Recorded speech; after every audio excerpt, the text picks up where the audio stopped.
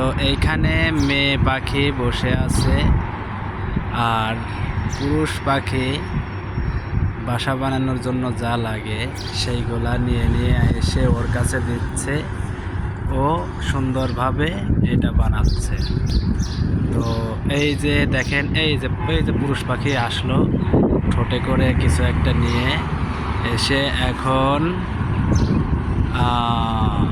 মহিলা পাখিকে দেবে, নারী পাখিকে দেবে। সে ওটা নিয়ে রাখতেছে অথবা সুন্দরভাবে বানাচ্ছে। তো এখন ওইখানে দুইটা পাখি আছে। তো এই যে আর একটা পাখি চলে গেল, পুরুষ পাখি বাসা বানানোর আসবাবপত্র কুড়ায় নিয়ে আসতে গেল। তো যাই হোক, এই ছিল আজকের ভিডিও। তো কেমন লাগলো জানাবেন।